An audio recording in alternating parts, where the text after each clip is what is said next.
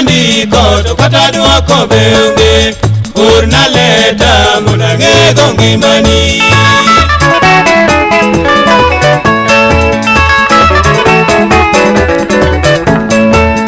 Silporiti secha neno ng'adoya, nyathigi agi mamanya joreru. Anta kwayo iye waro Kisumo, pacha wuona ni mitise kodhi tedo.